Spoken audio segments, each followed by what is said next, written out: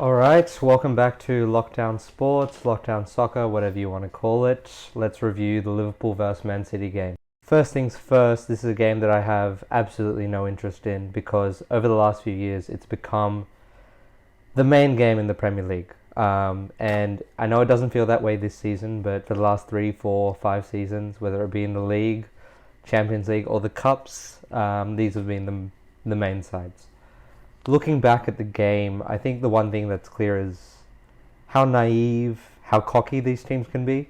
I think you look at Liverpool's first goal, right?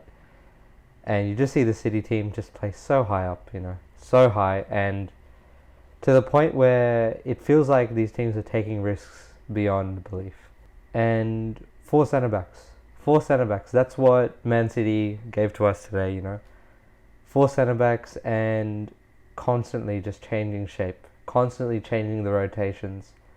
And I think it was probably one of the best examples I've seen over the past few years from Man City at what they're able to do in dominating games. Now, me, I'm a scaredy cat. I'm not made for this. Centre back goes to centre mid, centre back goes to right back.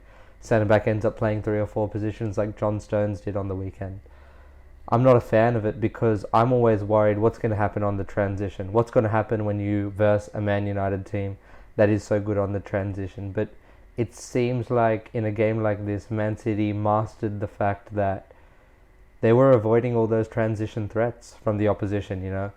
Apart from that first goal, there weren't too many times where you thought City were wide open, and when they were open, they were wide open. And it's just a risk I think City are okay taking now.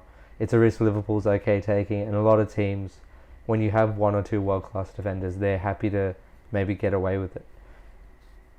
On the other hand, though, I do have to say, when we talk about Liverpool and Man City as a rivalry, I don't think the quality was anywhere near as much on Liverpool's end that it was earlier last season. Now, last season, probably one of the best games of the Premier League, the 2-2 draw in the first half of the season. You got to see everything. Individual qualities, you got to see 2 tactical breakdowns, which I think were at the best in the early parts of last season.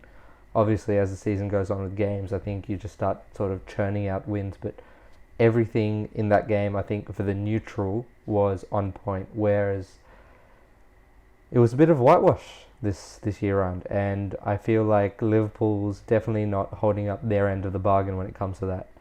You look at some of the things that ended up happening in that second half, if you're 1 goal down, 2 goals down, 3 goals down, whatever it is, you sort of have to press. I think teams back in the day, maybe they were reliant on, okay, the other team's ahead, but they're still going to attack. But that's not this Man City team, They start doing all the Brighton, De Zerbi things, They start just having the centre backs put their foot on the ball. They start just waiting for you to press.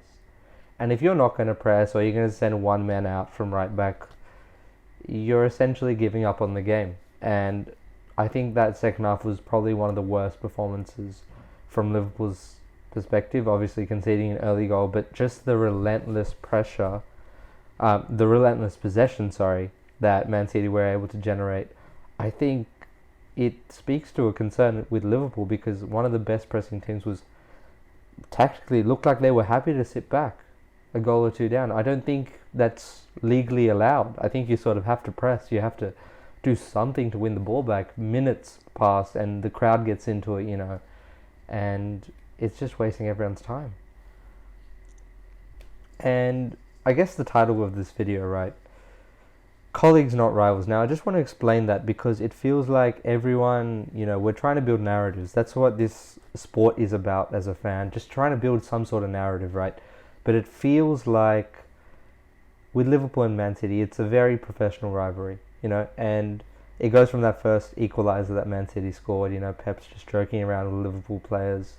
Pep and Klopp obviously been work colleagues now for almost 10 years, if not more, in Bundesliga and the Premier League combined. And on top of that, you look at how players are treating each other in the Premier League. Every one of these big games, I don't care if it's United versus Liverpool, the United City derby in Manchester, North London derby, there's so many mutual alliances. I remember this in the EFL Cup final, Weghorst and Botman, they're having a joke after they get into a fight. these sort of things happen because more and more as the game gets globalized, the players aren't really from there. They don't really care as much, I would say, for the traditions, beyond, of course, yes, the fans will get excited when I put in a nice tackle or when I take a shot from deep and it's blocked or goes for a corner. You know, these sort of things, obviously, instinctively, you're going to react to as a player. But it feels like we need to remember now that we're sort of approaching that crescendo where we're going towards the NBA culture where players are really just friends. And I guess we see more and more of that, you know, De Bruyne and Van Dijk send their kids to the same school, you know. These sort of things happen over time. And I think I'm sort of predicting, I guess, in a few years' time, we get to another level of this friendliness between players where it gets to a point where players are even working out together in the off-season. Obviously, we have the international breaks where players sort of mingle and, I guess, try and sign rival players, like you've seen Spain do with Fabregas. That's happened lots of times. And I think the next evolution of that, I guess, is players training with each other. Players really taking an onus on improving the game with each other. And that's not something we really see in the Premier League, you know. It's either individual training with your own coaches, it's either individual recovery with your own physios, or it's within the team. Anyways, stay tuned, stay locked in. That's Liverpool versus Man City. Once again, I have to remind you, nothing will really compare to the rivalries you saw earlier in the Premier League, the rivalries we saw earlier in La Liga in the early 2010s. That sort of culture, for me, is dying by the day. You look at what we've done on this channel, and there's been this focus on talking about the Super League because I just see it as something that's inevitable. So I have to go back to that, even though I've talked about it probably like 15 times. As we sort of approach that sort of environment, how players interact with each other is going to change a lot more. And you're going to see more of this. You're going to see more of this friendliness. I don't know how the old school fans are going to feel about that one, but it is what it is. Anyways, stay tuned, stay locked in, subscribe for more.